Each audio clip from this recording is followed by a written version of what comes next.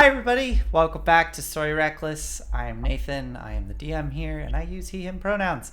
And we are an actual play live stream playing D&D in the Descent into Avernus campaign. And tonight we are missing Claire. Claire had to step out for the evening, but we hope to see them next week. And with that, why don't we do our other player intros, if you don't mind? Yeah, sure. My name is Olive. I use she and they pronouns. And tonight I'm going to be playing once again everyone's favorite, Calliope, Air Genasi old lady, and currently spying to devil. And she's really, I think, leaning into this role. She's found a happy place for herself, being a little gremlin. Amazing. Awesome. Hi, I'm Enyo, they, them pronouns, and I am playing Pip, an alchemist leader who has met her former toxic best friend in a place where she really should have expected to find her, but through sheer force of, deliberate obtuseness, did not think about. Yes. I love it. I love the fact that you created this character with this backstory. It's so good. Well, with that, let's do a very quick recap here, and then we'll jump right back into the story. So, last we left off, let me get some more appropriate music going here.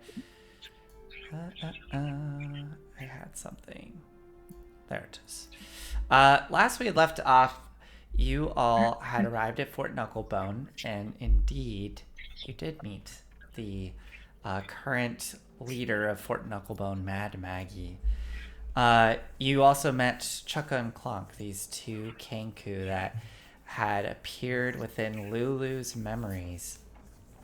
Speaking with the two Kenku, it became clear that their first meeting was Lulu helping them. It appears that Clonk had been injured when they first met, and Lulu had some healing magic that she was able to use on Clonk. Kadam, reaching out to Lulu, asked her if she could focus on that memory, focus on that power that she once had, and lo and behold, Lulu gained back some of her former power and was able to tap into some, I don't know, divine energy and cast a Cure Wounds. However, the trail kind of went cold as it turns out that she went back to Fort Knucklebone with Chukka and Clonk.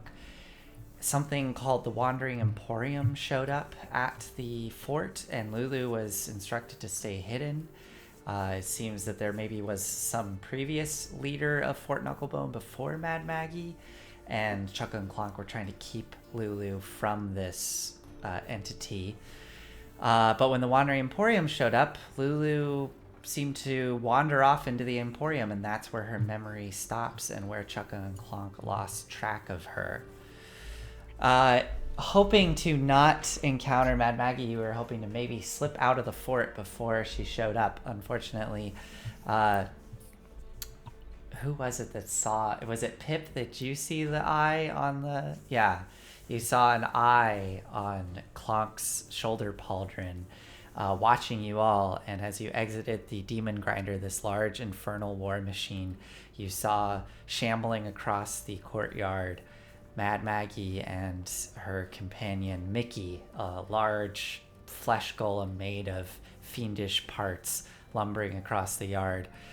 Mad Maggie seemed thrilled to see you there, Pip, and all of your friends, and was very excited upon seeing Lulu, claiming that she had seen this creature before in a tapestry that she owns. And she revealed that she is what she referred to as a bit of a fangirl of Zariel, and loves her story. She welcomed you to the fort, told you you could find rest within the hostel, you could go to the arcade and find supplies if you so wished. And I believe she even pointed out the well if you wanted to get some imbibe and drinks and food of sort. But she said you're welcome to stay. This is a neutral spot in Avernus where many come for supplies and doing business. And she also hinted that she would love to catch up with you, Pip, if you would be willing to come and seek her out. Waved goodbye and headed back into her lair. You all headed towards the arcade to gather supplies. Kadam saw a human woman, which they were very interested in, and scampered. Well, not scampered. I don't think Kadam has ever scampered. Kadam toddled. I feel like I've heard Planked. heard them get planked away. Planked. Oh, planked. I thought you said planked. I was like, what? Okay, so they cast levitate and just planked across the yard. But no, they went to find this human woman to talk with them, and that's where we're gonna leave Kadam until next time, as Kadam wanders across the yard to go and talk with this woman by this demon grinder that's getting ready to leave, surrounded by undead. The two of you are still in the arcade, finishing up your shopping, getting the rest of your supplies. What would you like to do as we bring it back to the two of you here within the kind of one of the between the fingers of the hand here in this arcade with various denizens moving about doing their business? I think Calliope has a fair amount of shopping to do. Mm-hmm. I listed the things last session. Yeah. So Pip, maybe it makes more sense, unless you're doing that much shopping too, to do something while Calliope is otherwise occupied. I think that Pip is also just sort of wandering around the marketplace for a while too, Okay. just trying to suss out the vibes of the area, Sure. trying to not to calm herself down after that meeting. Are you Maybe buy a new shirt. Okay. Are you like listening for anything specific, or is this more you're almost like going through the motions, but you're really focused on just trying to like process what just happened?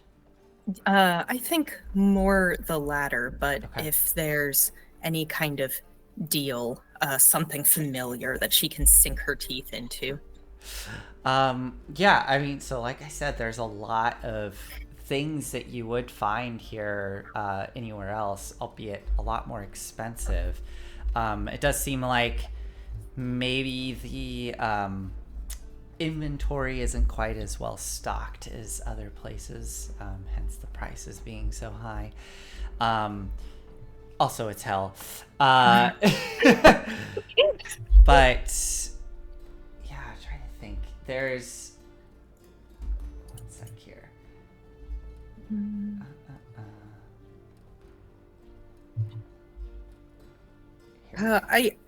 She might actually go to the well or the tavern to get some food and drink, maybe play some dice with people too. Okay, perfect. They're Yeah.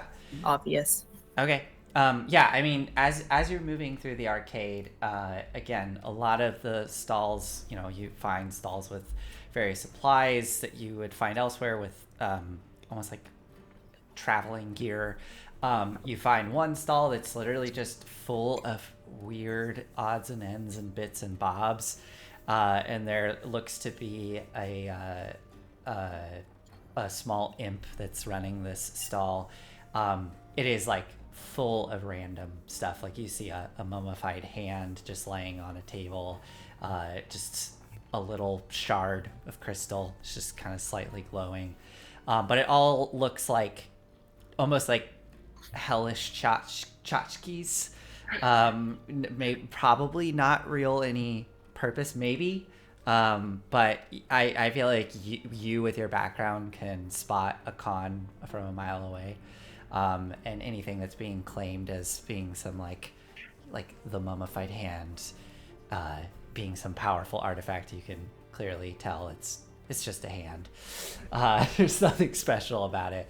But as you exit out and make your way over towards the well, kind of having to move past the garage where you can hear the squawking of the kanku.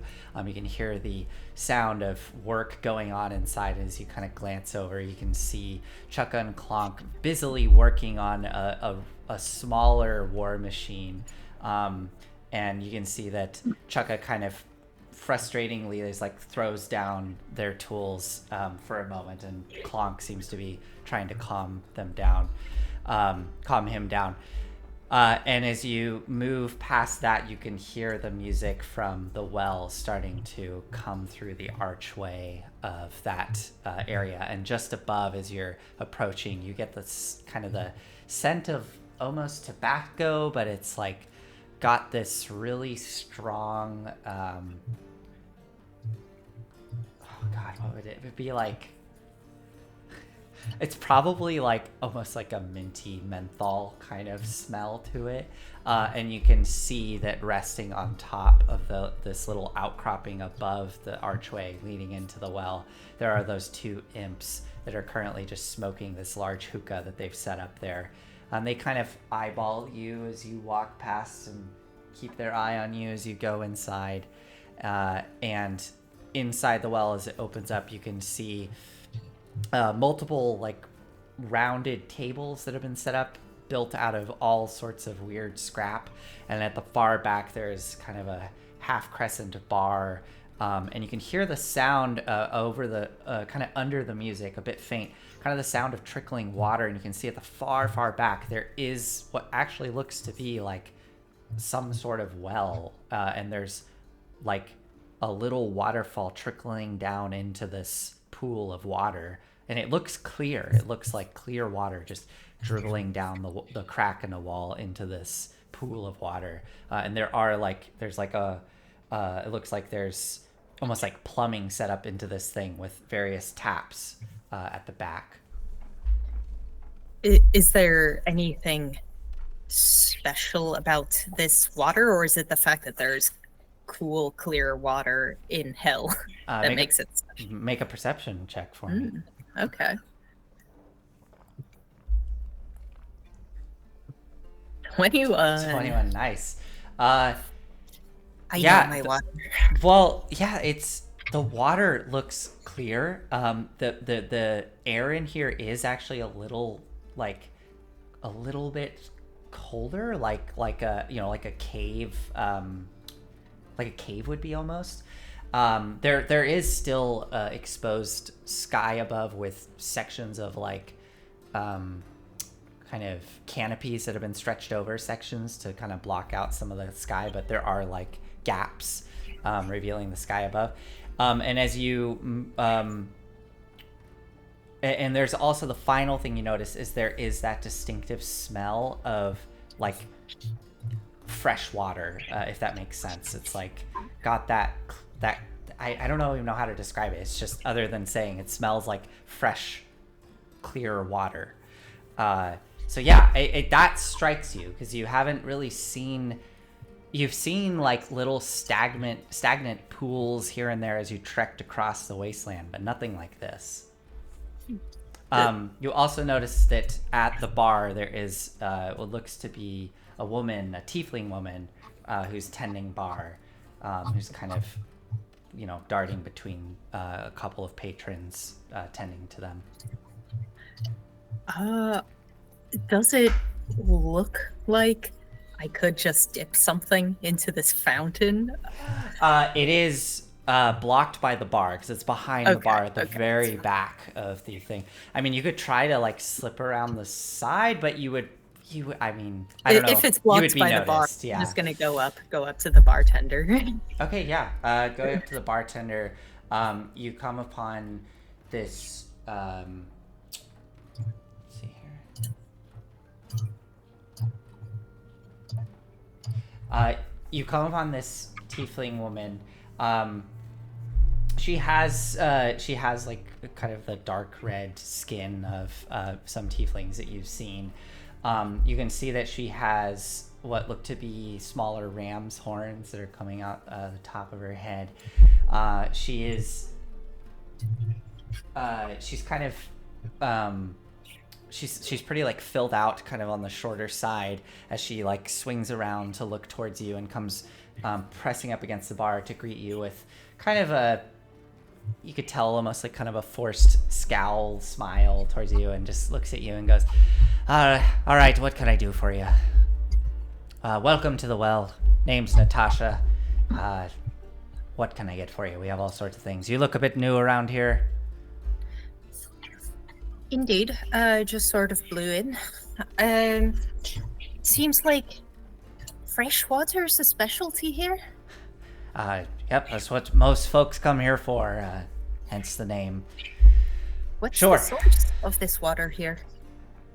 She kind of looks over her shoulder and then gestures to the spring popping out of the Yes, rock. obviously, but... Look, I don't know. I don't ask questions. We're in hell, all right? There's fresh water. I don't really question it. It's coming. It's great. It'll be 10 gold if you'd like a flagon of it. Fucking cold. Holy... Have you looked around where you're at, miss? It's true. I have a question. If I get some food here, will it still taste like ash and brimstone? Yes. We do have one thing it might taste a little bit better. We got a nice hunk of some abyssal chicken if you'd like to try that. Is that also 10 gold? Yeah, that'll only run you gold. You know, I think I'll stick with the water. We also have our special if you'd like to try it. Have you ever... That sounds incredibly ominous. What does that mean? Well, if you like to, forget your worries and have everything wash away and be left into a floating field of oblivion for a bit, might I interest you in a shot of some Styxian water? Distilled, of course. It's not the raw stuff. You know, I think I would. All right, that's I can tell you're not going to like this one. That'll be 20 gold for that. 20 gold. My God. I've traveled long and far. I can tell already you're not the kind of person who is not going to give me a discount for a sob story. So you know what? 30 gold for it all. 30 gold. I mean, it's 20 gold for one shot, but for my also the flagon of water. There we go. All right. 2 coming up right away. And she twirls around. You can see her go to the tap that's going into the pool and pours a flagon, slides that over to you. And then you can see her go over to this very intricate steel barrel with all sorts of weird bits and bobs coming off of it and valves, and turns one, and it just barely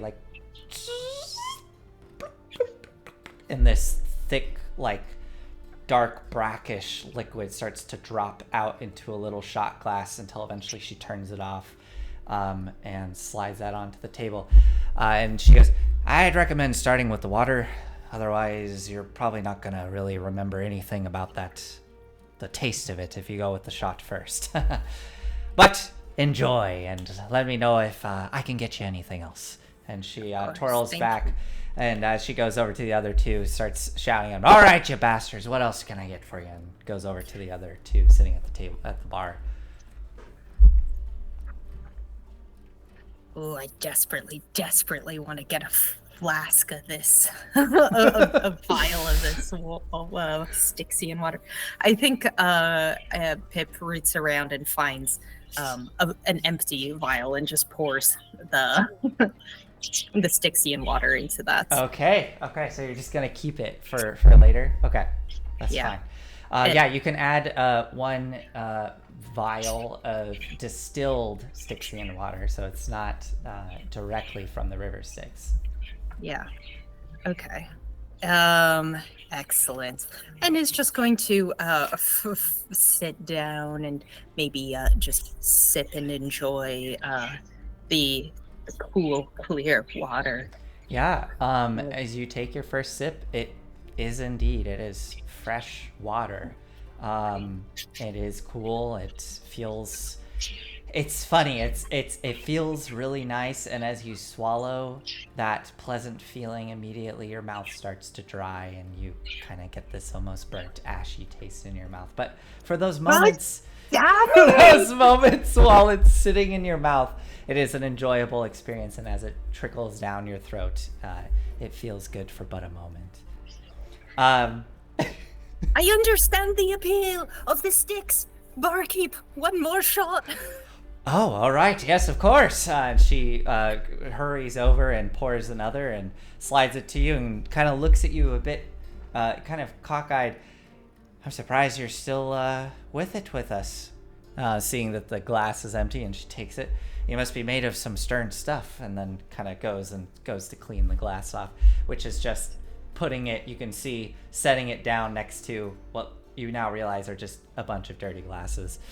What do you do with the second? That's another 20 gold. What do you do with the second shot? So that's 50 gold. You just spent 50 gold. Yeah, okay, look, I could buy a crossbow or whatever, or like supplies, or I can just get absolutely fucking sloshed at the well. Are you gonna drink it, or are you gonna vial that one up too? I'm gonna take a sip. Okay. Let's see. All right. Is it enough to carry my worries away, or is a sip just not enough? All right, you let it touch your lips and take a sip. It is like metallic and kind of coats your mouth, and it's almost sticky as it starts to trickle down into the back of your throat, and immediately you start to feel your head spin and almost get assaulted with like sensory overload. I need you to make a Constitution saving throw for me, please. I would love to. Ooh, I have. Is this a magical effect? Is this a magical effect? I'm gonna say no, because it's part of a natural feature in the in this plane. 17. Okay. A 17 is not enough to withstand the Yes. power of these power of the Styxian water, distilled water. One moment, let me find something here. And then we're gonna cut back over to Calliope here in a moment. So first off, go ahead and roll me a d10. Sure. Hello, D10.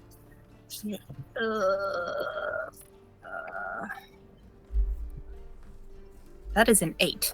An 8.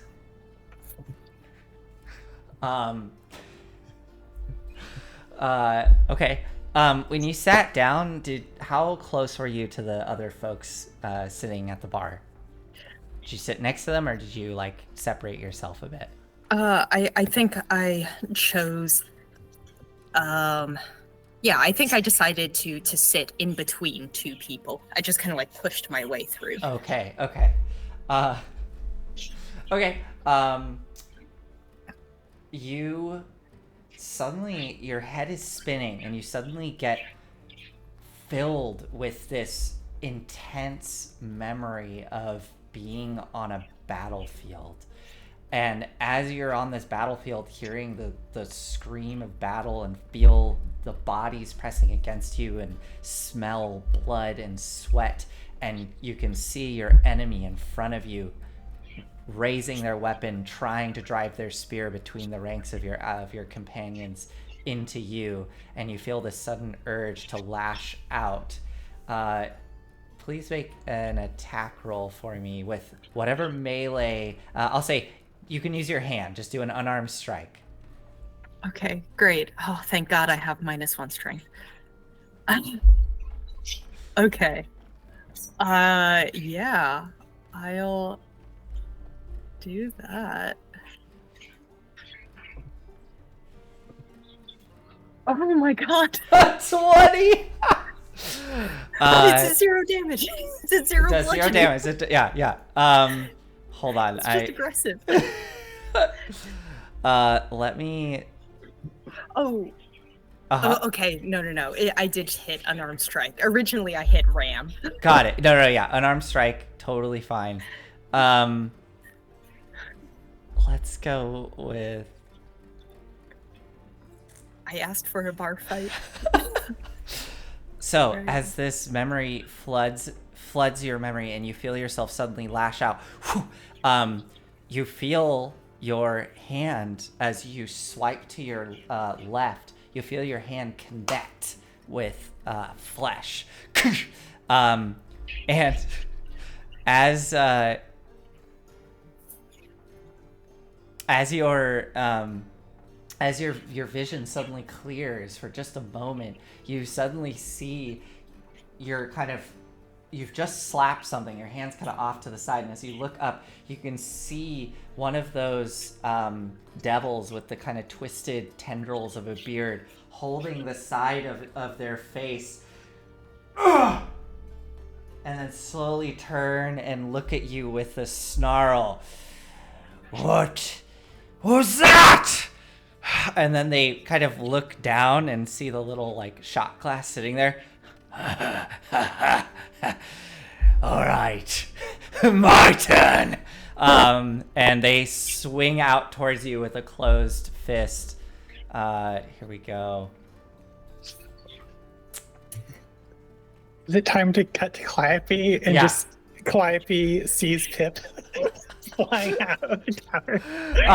Pip does a hold on, let me see.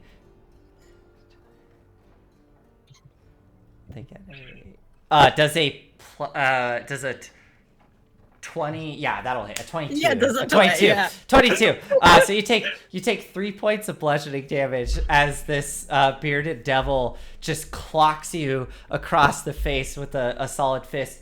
And as you get hit, you go tumbling back, landing on your back, and just continue to feel your head swirling as these memories keep flashing past you as you are brought to this almost feels like you're being transported to a different time and almost a different person as you experience this battle raging around you. And we will cut to Calliope, who, are you still shopping? Or are you finishing up your shopping at this point? 100 gold pieces for antitoxin. This is a racket. It's a racket. Oh, ridiculous. Okay. This little spine devil just looks at you and goes, you also being a spine devil, just kind of looking at you like, what do you expect? Come on, haven't you been to Mad Baggy's for Knucklebone? Where have you been? Al Terrell. Oh, The soul coins are flowing freely up there. really? All right, good to know. Well, are you gonna take it or not? I don't know why you need it anyways. Yeah, give it. And passes it over as he takes it, as you do the exchange. All right, I got 800 feet of rope, 20 feet of chain, some antitoxin. Let's go. Now we're Pip now. Did you let me know where you were going at all, or is this just like I'm gonna start wandering around? I think Pip was just like, there's got to be one place where you can get a goddamn drink here. Okay, yeah, I think that's enough to go on behind. I'll go find Pip. All right. And start trundling over. Okay, so as you... I probably have to cast another disguise self at this point, I'm guessing. Definitely, yeah. It's been an hour. Yeah, if you would like to do that. So I'm just gonna adjust the tinfoil like little horns that I have. And we'll say to just to keep this simple, Valor has kind of walked over to keep an eye on Kadam. And what is Lulu doing? We'll say Lulu is traveling with you, Calliope. I think she's like just kind of interested in watching you do all this shopping and haggling. So as you start trundling towards the well, Lulu fluttering at your side. I thought you did pretty well there with the haggling. I mean, I don't know. No? Money's money. Yeah. What are you planning to do with all that? I don't know. It's good to have stuff, you know? Yeah, that's true. That was a lot of rope. That's a lot of rope. The thing I'm most excited about is this fishing pole. A fishing I hear- pole? I hear there might be good fishing in that big river over there. Sticks. Oh. We'll see. We'll see. Oh my. Oh. Yeah, okay. Yeah, I guess, we're in hell. All right. Let's go. And she'll keep fluttering next to you. As you, Calliope, as well, go walking by. You walk past the garage. You can hear the work commencing once more within and hear some kind of like loud squawks and see Chukka sort of like looking over his shoulder at Clonk and sort of like agitated, cackling at Clonk, who Clonk is like gesticulating towards something at this vehicle. That's just like a trap for me. Pip is probably fine. I'm gonna go see what they're doing. Continuing towards the well, you get that strong smell of the almost like menthol tobacco smoke still lingering there, but you don't, up on the ledge you see nothing. There's just kind of this smell lingering, and there looks to be that hookah just kind of left there abandoned up at the top of the ledge.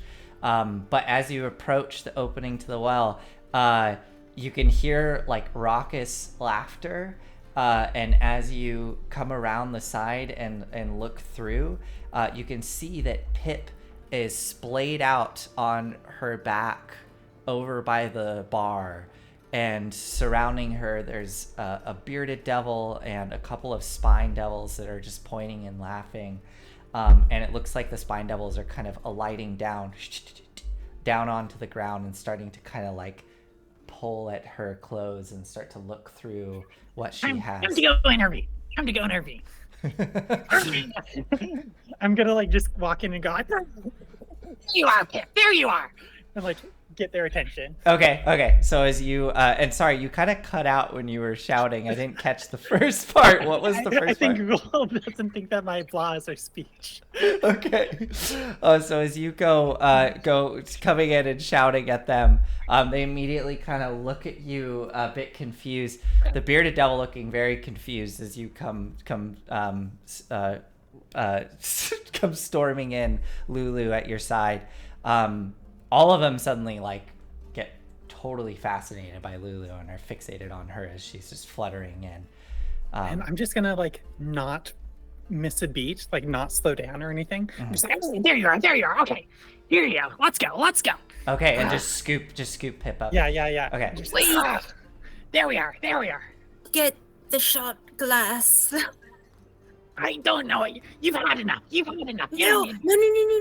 Just pour it. Here. And hands you a vial. Just one more. Okay. I'm just gonna take the vial and I guess like put it in a No, bottle. it's a lot of money. All right, so we'll call it a half dose of that. But yeah, you add a half dose of distilled Styxian water into your Calliope. You stop it up and put it in. The devils, with you coming in, scooping Pip up, they seem to have had their fun. They kind of flutter back to their stools. The bearded devil still grinning and looking down as you kind of help Pip up and take Pip away from the bar.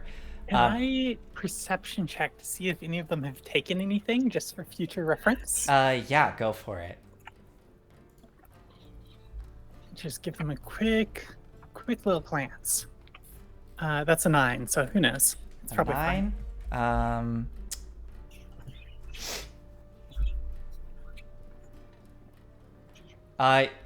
You actually do see one of the spine devils pocketing something as you are pulling Pip away. Any idea what it is? Pip, I don't Yeah. have access to your inventory. What do you have in your inventory that would be kind of small and easily sort of Dr. taken? Gilder! The what? Dr. Gilder! Dr. Gilder! Yeah. No, not Gilder. I mean, I have a lot of potions. A potion? Okay, so we will say it's a potion. What potions Flask of do you holy have? water. Flask of holy water. Do you have? I hate to be mean here, but do you have a potion of healing on you? I actually. Oh, I do. I have one. You have Yes. one potion of healing. Okay. You, Calliope, I won't say you can't tell what exactly it is, but you do see it is some vial. It looks like a potion, like some vial of liquid that this Pip has spine a devil. lot of lots wrong with that. It's All fine. right. So Pip, please remove that from your inventory for the time Cool. being, as this little spine devil slips it into has like a little like satchel thing. Where are you taking Pip, Calliope? Just right out on the doorstep, and I think like a dumping right. Yeah, just trying. Because like Pip is bigger than me. Yeah, so dumping Pip there on the doorstep of the well. Pip, at this point, the memories have faded, but you can definitely feel your head just kind of spinning. It's not... Spinning might not be the right word. It's kind of almost just like... it's buzzing, right? Like it is that feeling of like being very buzzed after, having a few, like a drink or two. The blood. The blood. Hey. Just like in your face, now. You awake? Here's the blood. You're still alive. Excellent. I never punched somebody in my life. Except I think I did. I don't know if it was a punch. It was very fleshy. Okay. Well, you went shopping? Yeah. I'm excited to go fishing. Fishing for souls? For larvae? We'll see. You never know what you're gonna get. Yeah. Okay, I can go fishing. There's nothing behind me, right? They're not following. The wall there. Yeah, we're fine. Hey, are we gonna like be setting up camp? I think it might be. I could like go start pitching the tent and stuff. Are we staying here? This seems like a good place to stay. We could. Yeah, we can stay in a tent if you think that's safe. We could talk. We could even talk. Yeah, let's stay in the tent. Okay. And I guess I'll like kind of help you to your feet. I think Maggie said like over there. Let's get a setup camp. Okay. You scoop Pip up, and Pip, you can feel yourself being able to walk once more. As Calliope, you're gonna lead her over towards the hostel. Yeah. Wait, is it like a campsite sort of situation, or is it like a place where they have like beds? Yeah, so as you start working your way across back the yard towards that area, when you get in front of this kind of far, I'm just going to use cardinal directions here, but the far eastern finger, and you kind of look in through the archway into this little cavern, you can see it is essentially a campground. It's like it looks like other creatures here have set up whatever, tents or shelters that they may have to stay for however long they need to stay. There's no permanent structures located here. You do notice as you're kind of as you start to get to the front of this and look inside, you briefly notice like a little bit of movement over your shoulder, and do you look in the direction of the movement? Yeah, sure. As you look in the direction of the movement, you can see those same two imps that were sitting on top smoking hookah above the well have kind of fluttered behind you, and they've kind of landed on top of some scrap, and they just seem to be keeping an eye on the two of you. And you can see them sort of like leaning over and whispering to each other as the two of you. Whispering teens. I hate them. They're gossiping. But That's inside... something you want to say? What was that, Pip? Just yelling up at them. Oh, you want to take a picture? You see them sort of like hunch down and kind of look at you, and then they continue to lean over and sort of whisper some more stuff, and then kind of look at you sort of curiously. But inside here, you can see just this kind of wide, flat area that sort of narrows towards the back, and there are various shelters set up within, and there's some definitely empty spaces. What would you like to do?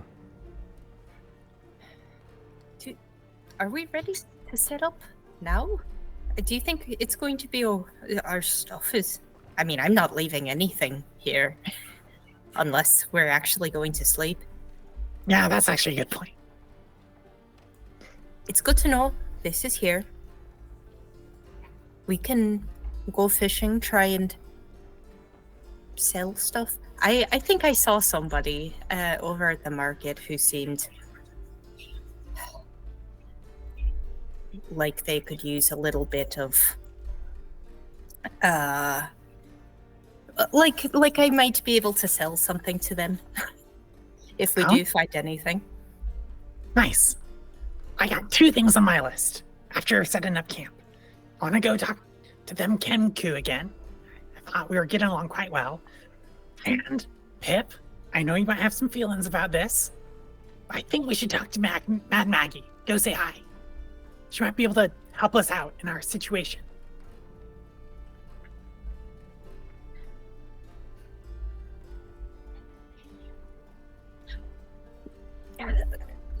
I think if you physically drag me, then okay.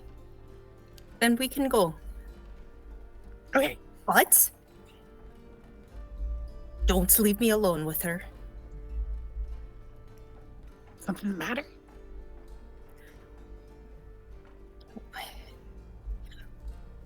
She gets into your head, you know. If she has me alone, I don't know what she can convince me to do. Okay. I don't think you should be alone with her either. I don't think any of us should be. Okay. Okay, cool. Let's go right now then. Got 2 of us. Dom's doing interviews or something. Honestly, Are you sure you don't want to go fishing? You really don't want to go fishing? Yeah, the river's a while away. The river. Oh. You know what? She made good cookies. Maybe she'll make us some cookies. Surely there's nothing wrong with that. Okay, fine. Yeah. Who cares? I'm not scared of her. Honestly, and I just wanted to make sure you're okay. And I also am happy. I'm glad that it's you that I'm going with. I don't know, like, I would do anything to get El Trail back up. Anything. I think so, yeah. Yeah. Well, Kadam said they're not a moral compass, but they kind of are, aren't they? They are a little bit. Yeah. They are a little bit. I would just like to be able to, like, hear what she has to say without also thinking about what Kidam's thinking about, if you know what I mean. I do know what you mean. Okay. Let's just hear her out. Yeah. We'll We'll watch each other's backs. Yeah, we'll absolutely watch each other's backs. Proceed to not do any. Okay. So you want to go find Mad Maggie? I think so. Okay. I don't think she told you where she went, but we don't necessarily have to draw this out. If you ask around, it's pretty easy. Yelling up at the Imps and be like, Oi! Where's that nice? All right. You look towards the 2 imps and shout that to them, and you can see. Hold on, let me find this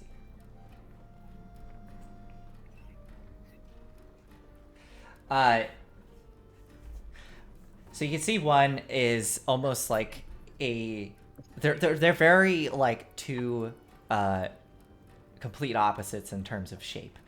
One is like a squashed down potato or a series of potatoes that have been kind of squashed down, with kind of like a thick, what looks to be like a thick mustache, almost like handlebar mustache. And the other is like very stretched out and thin, but has. You realize who you're describing, right? Who am I describing? The imps from Hercules. Oh my God, you're right. It's the imps from Hercules. Well, now I have to. Oh my God. What those guys? Yeah, they're. Oh, yeah. You're absolutely right. I am describing those imps.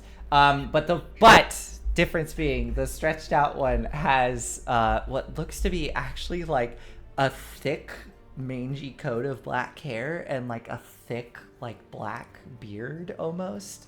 But these two imps sitting there, and you shout this up at them. And the kind of squat one looking at you kind of cocks their head and is like, you want to see Mad Maggie? Yeah.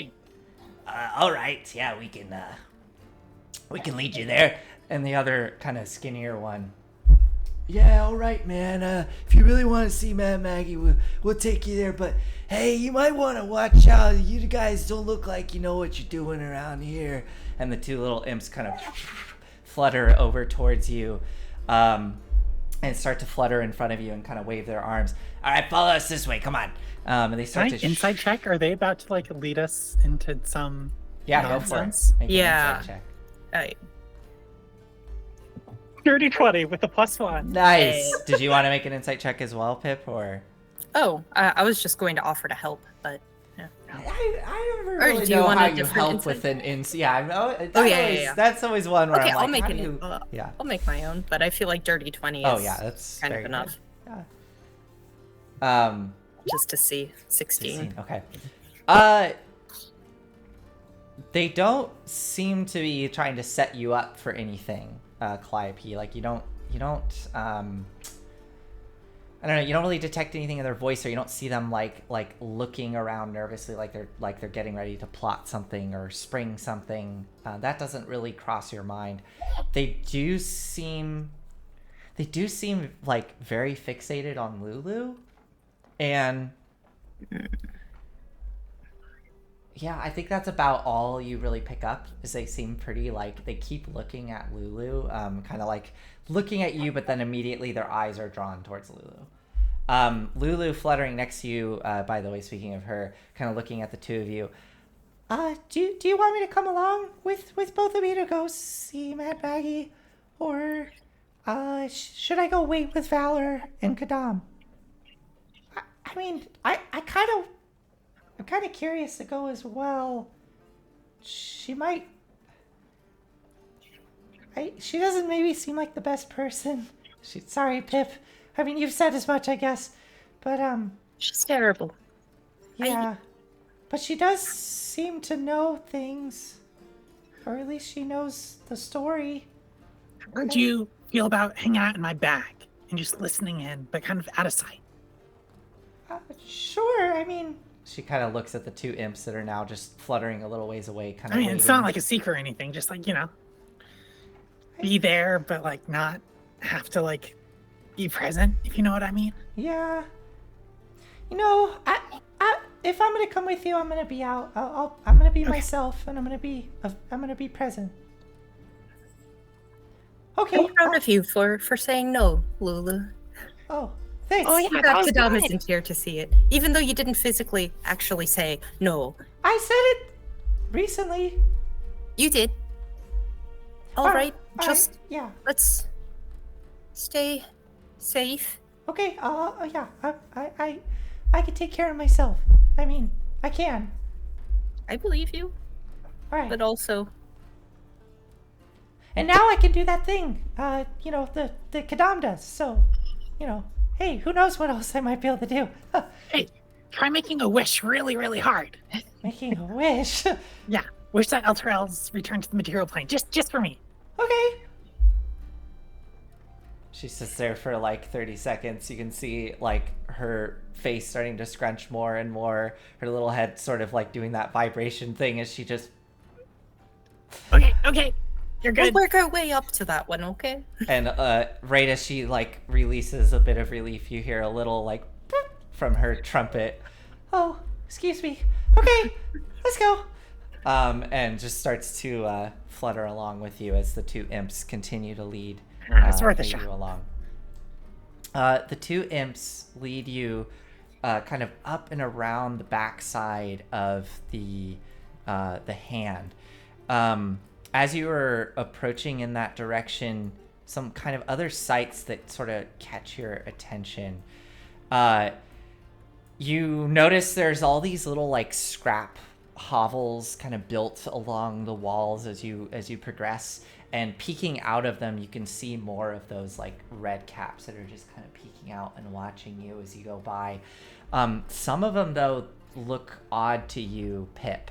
Some of these red caps, as they come kind of crawling out, they are like more, for lack of a better word, like their features are more twisted. You can see there's like what look to be like almost like tentacles or barbels coming off of their like face and lower jaw instead of like bearded hair, and where the like red, almost like mushroom like cap growth is that gives them their namesake has turned almost like a complete dark slick black, and it kind of extends a bit longer down almost to the mid back between the shoulders, in this kind of strange curve, and their eyes as well have become pure like black orbs as they kind of peel out and look at you. Their teeth as well, like the gums have the lips have completely receded back and have just exposed this like maw of just sharp teeth, as they kind of peel out and look at you. But as you continue along, you can see what looks to be like a boarded kind of catwalk going up into the upper part of the rocky face of this hand, and there looks to be an entrance up there leading into an interior space. You also hear kind of this like horrible racket sort of off to your left and up, and looking over you could see what looks to be these kind of almost wrought iron fences, like chicken wire-esque fences that have been set up, creating almost like a makeshift coop, and there's a bunch of red caps sort of tending to it on the other side of the fence. And there are indeed what look to be what at first you thought maybe were chickens, but they're a little big and they are completely lacking feathers, and as they sort of like move around, like one of them spins around and you can just see that there's no real neck. It's like, imagine a chicken missing all of its feathers, but where the neck would be, it just kind of continues out into this rounded like dome like snout that's just full of teeth, and there appear to be no eyes, and this weird chicken like creature is just sort of like all these things like sort of hobbling around in this pen, as the red caps are just throwing what looks to be like chum into the pen to feed them as they're like but you go up this catwalk being led by the imps and go into this interior cave space, and walking into this area you find yourself in what looks to be probably Mad Maggie's lair. There's the far back of this cave, there looks to be almost like this stretched hide little living hut space that has like drapes sort of covering the entrance. Directly to your left there's this huge raised metal platform that is full of, it is like the biggest alchemist's workshop you've ever seen, just like full of strange bits and bobs and chemicals and concoctions and tubes and vials and beakers and all sorts of things. But they lead you over towards that stretched hide hut, and they look back towards you, and the kind of squat one, all right, she's in there, you can just hey Maggie, the new guests are here, they wanted to come talk to you. And the little imp sort of flutters away, and the other one goes, hey, yeah, good luck, man. Good, you better watch out, right? And they just flutter off, as the sort of beaded drapes seem to sort of pull aside on their own, and you hear from within, Pip, have you come to have your conversation with me, with your friends? Do you step inside? Yeah. Okay. Just. Hey, Mags, you have any drinks for the guests? As you step inside, your two companions shortly following behind you, you find yourself in what looks to be a relatively like cozy, almost living space. There is at the far back wall, it looks to be kind of carved into the cave space, almost like a hearth, with what looks like just a small little pool of magma like resting down in like a little pit that's just like heating this space to kind of a sweltering almost. I don't know if you've ever been in a home that's just like way overheated. Home with the magma pit. Yeah, and it's like the people that live there seem to not be bothered by this extreme heat, but it's just like you're like dying as you walk in. It's kind of like that. And as you look around, it actually looks like it would be cozy, but as you look at the details, things are off. Like there is like a nice like rocking chair next to the hearth, and you look at it more closely, and it's like very clearly made from bones and stretched skin and things like that.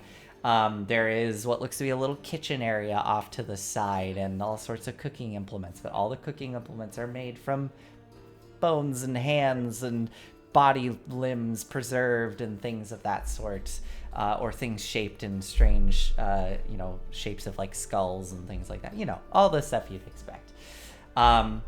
But you can see there on the rocking chair, just gently rocking, Mad Maggie, seeming to be tinkering with something in her lap with some little delicate tools. Her one eye just sort of looks up towards all of you, and the other one focused on her work. And you can hear the heavy breathing of Mickey in the corner, who's just kind of sitting in what looks to be a big, saggy, overstuffed chair, just like watching all this.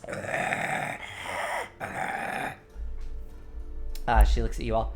Yes, please come in. Mickey, won't you be a dear, and why don't you fetch us some nice drinks? And Mickey sort of lumbers up and goes towards the kitchen to fetch you all drinks.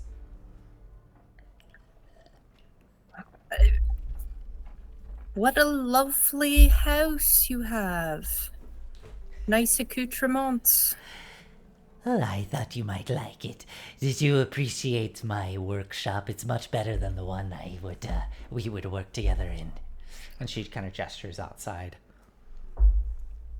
It is actually really nice. I thought you would say so. This here is Legend, and she very much appreciated your workshop. Ah, I can tell. Nice to meet you, Legend. Nice to meet you. Where did you find those Kenku? They're brilliant. The Kenku, they were here when I arrived. I'm not sure where they came from. I haven't really bothered to ask. Truly fortunate, truly fortunate. Oh, yes. Many good fortunes here in Avernus, if you know where to look. So, what do I owe the pleasure of having you come into my home? We make eye contact, Pip and I. Yeah. Like, are you making any, like, are we just doing the, like, you talk thing? Yeah, just like... Okay, I got this. So, yes, you may have noticed a certain change in the Vernon skyline recently. Yes. Oh, yes, I'm quite aware. I know all about that, yes. Oh, you do? That's excellent. That makes this so much easier. Well, we have an interest in, I'm not going to mince words here, returning it to the material plane. Ooh, what a task you have set before you. Yeah. I mean, the greater the task, the greater the monumental victory. Oh, yes, indeed. And we believe part of this, as I believe you overheard us talking in the Demon Grinder, part of this is finding Zariel's sword. Yes? And why would you want that? That's a great question. We're grasping at straws. Well, the sword is... Oh, there are many who have sought the sword over the years. It is a very desired artifact. It could be useful in what you seek out to do. It could be used to sunder those chains that are holding Avernus down. Oh, Or perhaps... interesting. Yes. Or perhaps it could be used as a bargaining chip. Something to, I don't know, trade. If Zariel were able to get back her sword, she might be willing to I don't know, trade it for the city. She's been desperately wanting to find it for, I don't know, many, many years. It seems to elude her.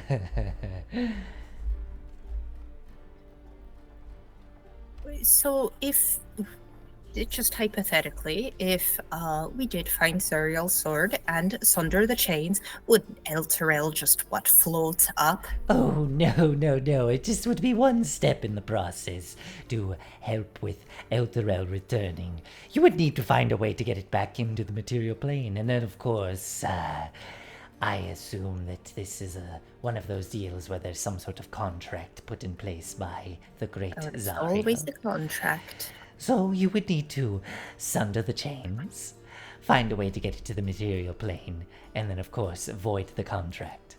Which, perhaps the sword could help with that. Of course. There is, the stories say, supposedly a piece of Zariel left her former self within that sword. And there are some who believe if she were to be presented with it, it could redeem her, returning her to her original angelic form. That's what the stories say. I imagine it would be much more simple to just make a deal. Or, if you were to... And she kind of looks around a bit sheepishly, slyly, looks back at you, gestures her bony fingers for you all to get closer as you huddle in closer. If you were to, of course, slay the great Zariel, bring her down and destroy her, well then, you would create a bit of chaos amongst the multiverse as all of her contracts would be voided. But that would be quite an ordeal. That, of course, would only solve one piece of your problem, for Elturel would still be trapped here by the chains and here within Avernus. I do suspect that, I don't know, that strange black orb, that sphere that hovers above the city, I don't entirely understand what that is, and it fascinates me. I wonder if it has something to do with this little piece of the puzzle. We fortunately had a chance to examine it up close, and I have some You did? residual energy signatures from it. You do? I do, and I'm gonna produce Squire crystal that we empowered. Her We eyes, spent a lot of the juice. her but eyes we do go have this. wide, and both of them lock in on it. Just sharing some information since you've been so forthright. Pip is just looking between Calliope and Mad Maggie and just be like, At this point, you can hear that heavy breathing and lumbering and the kind of clatter of china as Mickey sort of hobbles up with what looks to be a nice little tea set. All of the dishware is a jet black with red designs throughout. And he sets it down with a heavy clank, pours the tea into the various glasses, and then with his big meaty hands hands you each a teacup with a little saucer and what looks to be a spoon made of some finger bones. Maggie, looking at this crystal as she grabs her tea glass and begins to sip it. I'll just mirror her. Well, that is quite fascinating. May I have a look?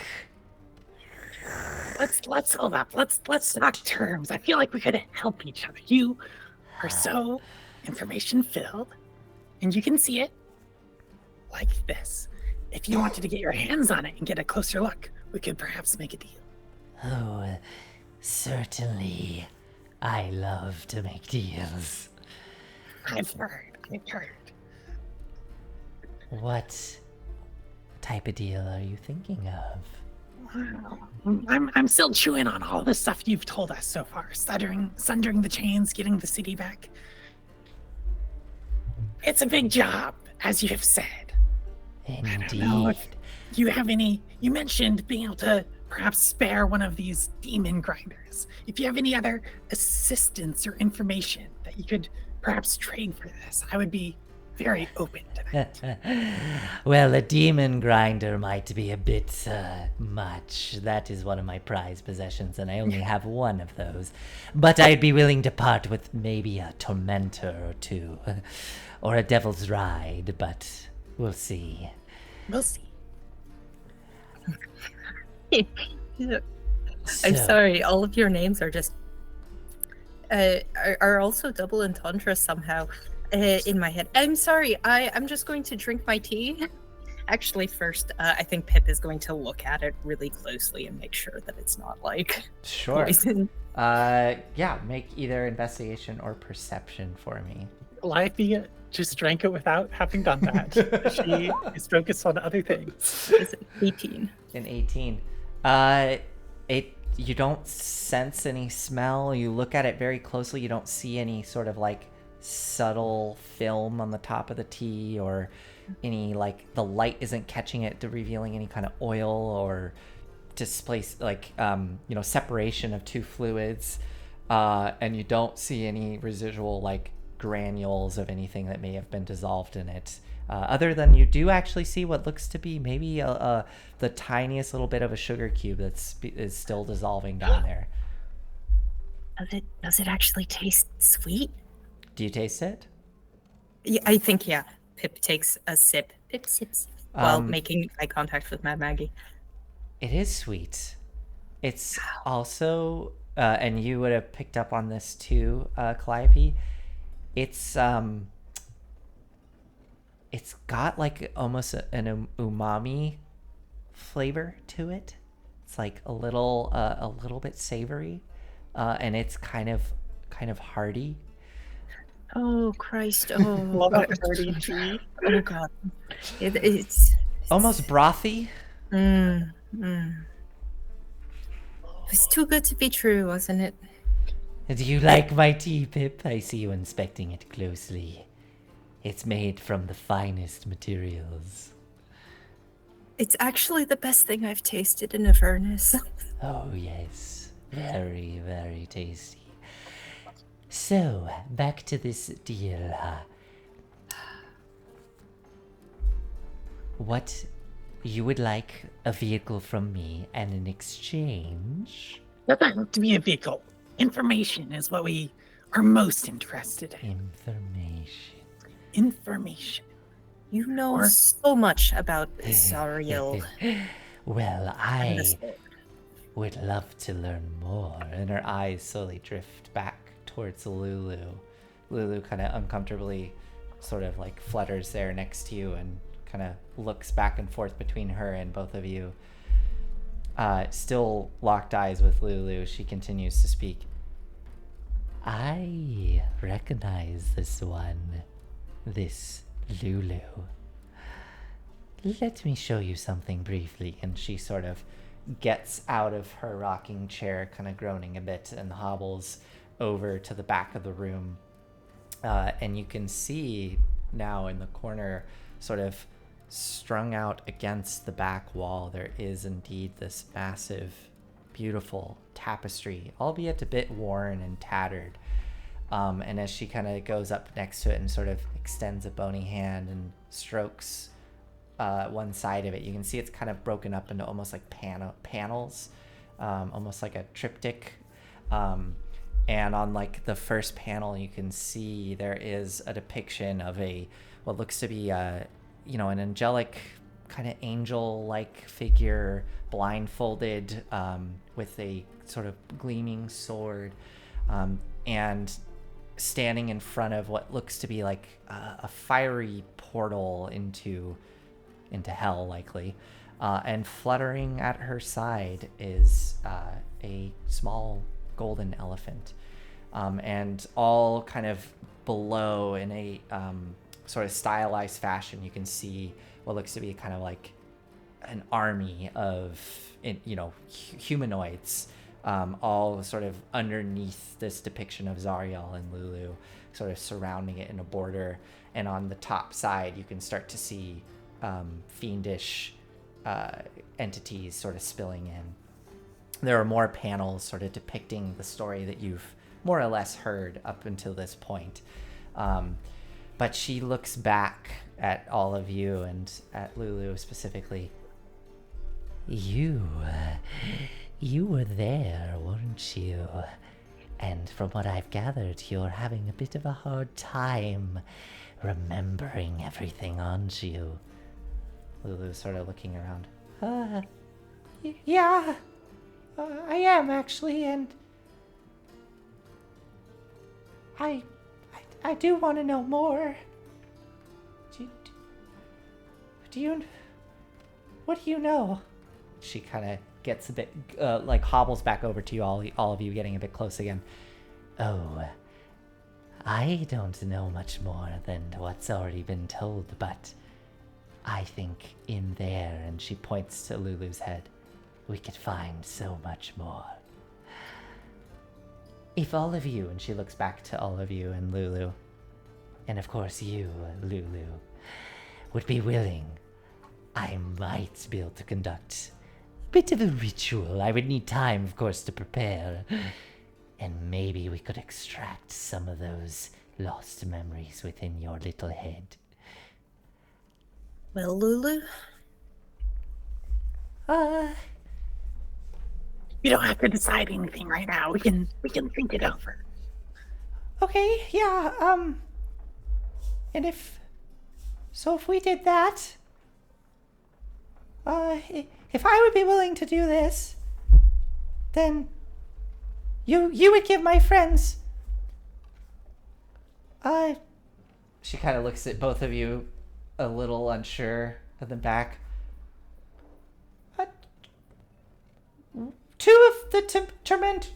No. We don't necessarily need vehicles. We are more interested in information. Let me be clear. Okay. Like those memories that are pulled out would be valuable to us potentially too. Okay. Just on their own.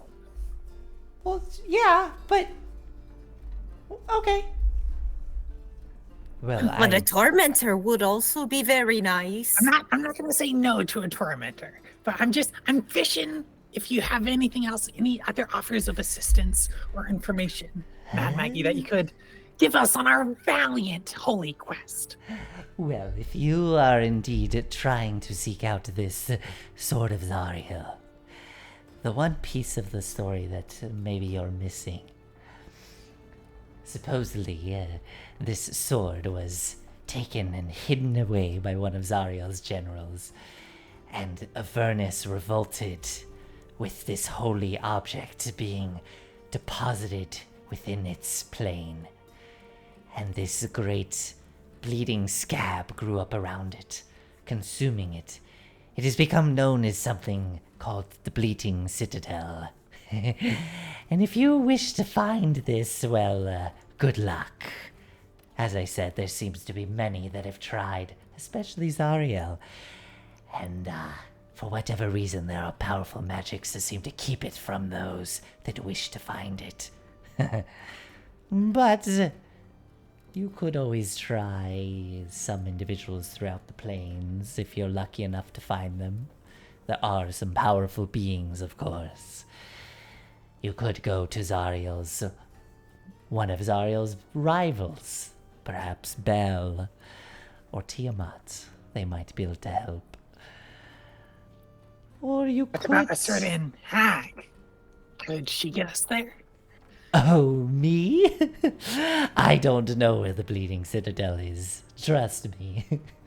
I don't really have any interest in finding the sword. I more delight in this wonderful tale that's being weaved before me of this great angelic figure just spiraling down to such a desperate, war-torn plane as this. But you could try some powerful entities that you could find on this plane, but good luck finding an audience with them. That's what I was thinking exactly. Perhaps we could have an introduction. Oh, from me? No. I'm much too lowly for these beings. I'm so sorry. I may have overestimated. What do you know about the Wandering Emporium? Does that mean anything to you? Oh, yes, the Wandering Emporium. It's a lovely place if you're looking for supplies or perhaps a nice spa day. It's a great little feature of Avernus, run by Mahati, the proprietor, the merchant prince, I suppose, of the Wandering Emporium. It's a wandering market, traveling around on the backs of great infernal war machines. It wanders throughout the Avernan plain, making stops here and there. Sometimes they come through here and we do a bit of trade, exchange information. Well, if you do end up poking in Lulu's head anyway, that's where our trail ends right now. Oh, I see. Lulu found herself within the Wandering Emporium. Seems so. I'm just Well. trying to make a connection here. It's a bit of a gulf between a wandering marketplace and Tiamat. Oh, yes, indeed. You would have to make some allies. Well, you know I'm absolute shite at that. Oh, I've seen you work your tricks, Pip. I've seen what you've been able to do. Just, you need to be a bit more careful. Well, I ran out of ideas and immediately came here to just tell you everything. So, clearly I'm not being careful. Oh, Pip, I only have your best interest at heart. You know that. I don't know anything. Oh, really? Well, now I don't know if I'd know anything. Has shown herself to be a capable warrior and inventor many times. We would not have made it here without her abilities. I'm glad to hear that. And Yes. that gun that you have given her. Oh, That's yes. something. Oh, yes, the gun. That reminds me, Pip. If you would, if you had something to trade, I could help you modify it a bit. If you're going to be down here in Avernus for quite some time, I don't think that the features I gave you are going to be of much use with the whole fire thing.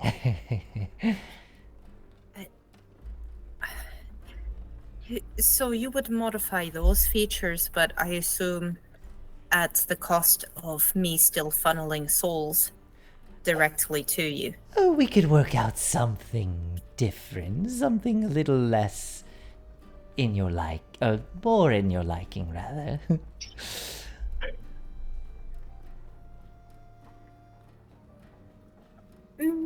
I'll think about it.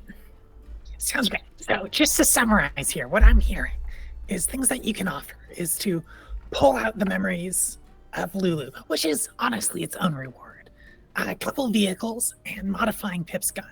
What we can offer is, look at this little beauty, the Squire Crystal, Yes. and Lulu's memories. Oh, Lulu's memories would be delightful to get to experience. But I, of course, would love to take a look at that. And her eyes swivel back to the Squire Crystal. So, shall we do it then? We're gonna just think about it and, deliberate a little bit. We're not in a rush to leave. You'll need to prepare for the ritual regardless, right? Yes, indeed. I would be more than happy to get started on that while you think it over. Yeah, let us sleep on it, and we'll discuss it and come back tomorrow. Does that sound okay then? Yes, that sounds wonderful, and then we can work out the details of whatever it is you would like to do in exchange. But to be honest, if Lulu is willing, it would just delight me to no end to get to see inside there. Oh, okay. Yeah, I think I want to talk it over with my friends. Yes, that's what we are. We're your friends, small elephant. Yeah. Wait, are you... What do you call your people? What are you... Who, me? Yes, you. What do you mean? Like, Are, what am are I? you just... Yes, what are you? What? I don't know. I mean, I'm a little elephant. That's what I've heard people. So you're just you Lulu. know, actually, well, yeah, I'm Lulu. No, I remember. That's right. I remember Sylvira helping me with this when she found me. There are others like me. I've never met anyone like me before, but she told me there are others like me. We're called Holy Font. So, Holy Font. yeah, so like an elephant, but holy, I guess. Okay. And Mad Maggie kind of lets out a slow, yes, indeed, a holy font. Quite a sight here in Avernus. I'm sure you've noticed. Yeah. Yeah, people look at me a lot. It was a pleasure. Oh, yes, quite a pleasure. Mickey, why don't you show them out? Let me finish this tea really quick. Yeah, Yes. it's actually really delicious, but I think they come from the weird chicken things. I hope they come from the weird chicken things. Oh, yes, I could give you my recipe if you would like. I actually really would like that. Yeah, Yes, yeah. of course, one moment, please. And she wanders over and pulls out a thin piece of parchment and then a very thin bone-like quill and starts jotting it down and then passes it over to you. Mickey, if you would please show them out, and I look forward to our meeting. There's not really days here, but, after the next sleep. Have a lovely time at Fort Knucklebone. As Mickey shows you the way out and kind of limping next to you, leads you out into the back out of this cave complex. Have I been wrong about everything? Because it seems like that went a lot easier and our interests align. Yeah, that went great. I didn't like it when she started insulting you. Did she? I mean, a little bit there. Just like little things like you need to be more careful. I mean, she's right though. Okay, I do. she's right. You dragged me off of the floor because I drank Styxian water and then I spent 50 gold on. Speaking of that, Lulu. It's only a problem if it's a problem. That doesn't seem like too much of a problem. I'm just gonna take out the half vial of the Styxian water and be like, Lulu, can you like cry into it? No, just spit in it actually. Could you just spit in it? Spit? Wait, what? What? Why? Because I'm going to sell it to that man that imp thing that's selling those mummified hands. You want me to spit in the vial of Styxian water? Well, does your spit actually have powers? I don't know. Maybe. Can you spit in my face, Lulu? Well, I'm sorry. Say no to me. Well, what? Sorry, what are you gonna use it for? Well, just so that I can tell him, I'm just going to sell some holy font excretion, and I'm sure it's going to fetch a good price. I just spent 50 gold. Yeah, that sounds. I'm okay with that. Yeah. All right. Pleasure Okay. doing business with you. Okay, yeah. No, actually in the vial. Oh. And she spits, and it lands in the Styxian water, and there's like a little puff of rainbow smoke that kind of shoots out of the vial, and you can see like the spit is trying to mix with the Styxian water, and it's just kind of like creating this horrible, like jagged, like almost like ferrofluid mixing between the two, like unable to really combine. Oh, well, that was kind of fun. Okay. Well, good luck with that. Yeah. What are you all doing next as you step outside? Mickey showing you down the stairs. As one thing that happens as Mickey gestures for you to go down the stairs, you notice a bunch of the red caps that have just finished feeding the abyssal chickens kind of turn around, and they spot Mickey at the top of the stairs, and you see a bunch of them kind of like snicker and like sort of gather up around each other looking up at Mickey, and you see them pointing at Mickey, and in a very cruel way they start to point and laugh and dance around, and you can hear them going, Ah! Do the Mickey, do the Mickey, do the Mickey. and you see them mocking the way that Mickey kind of moves about, and Mickey just These are sort the of bad tightens guys. up and just goes and turns around and just goes back into the space away from these little red caps that just start bursting out laughing, and then and they start running off back towards whatever duties they need to attend to. Change your plans, Pip. We're burning this place to the ground. I'm kidding, but only barely. The red caps are pretty terrible. Mad Maggie probably wouldn't like miss one or two.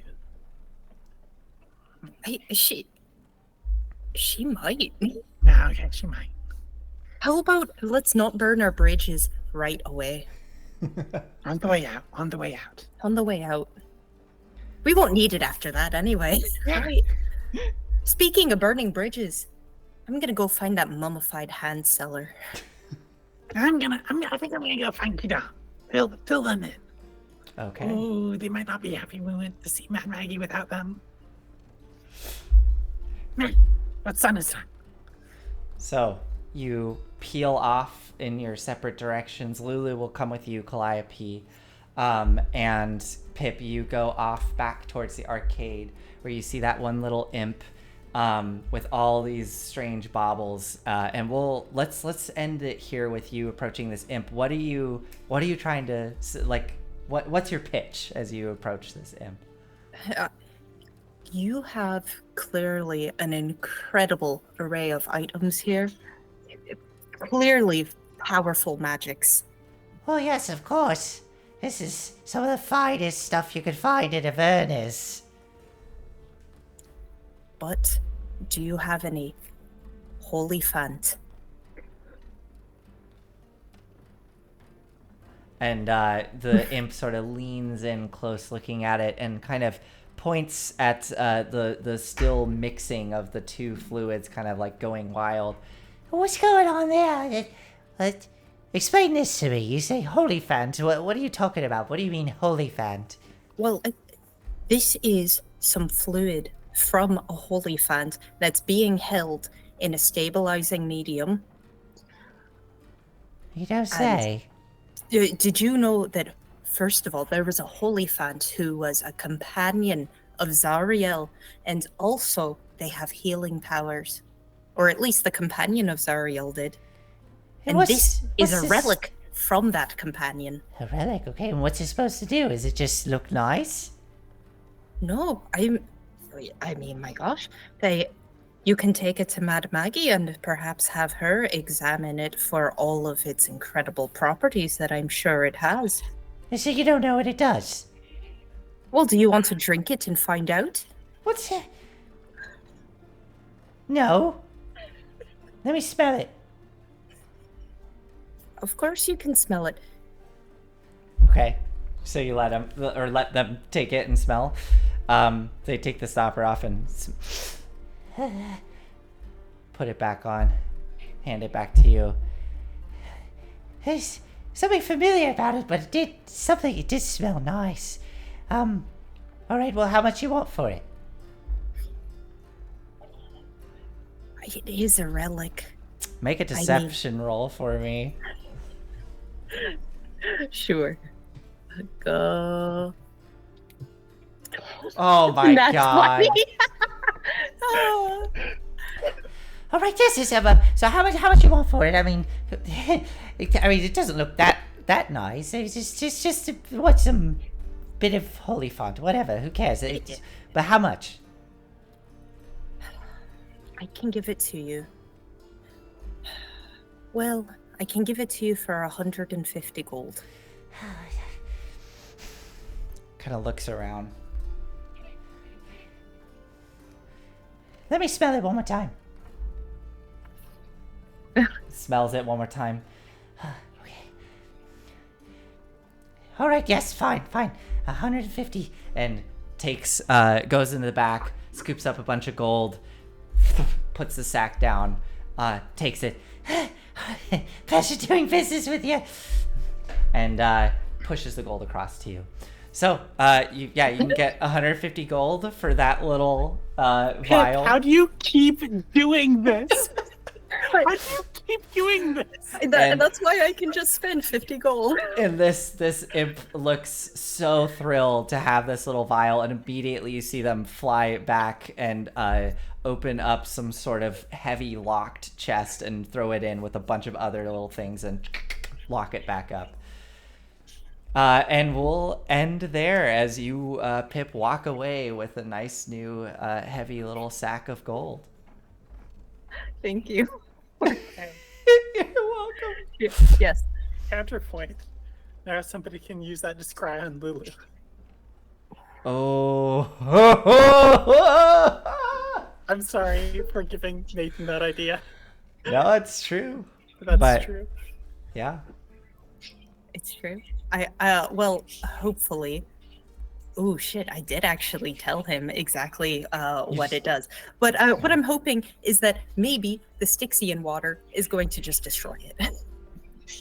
That's my hope. Somebody could also maybe use it to like plane shift up to like the celestial realms. Well, they can do that. I If don't holy care. fonts, well, like you need a thing that's attuned to the Ooh, plane or okay. comes from the plane.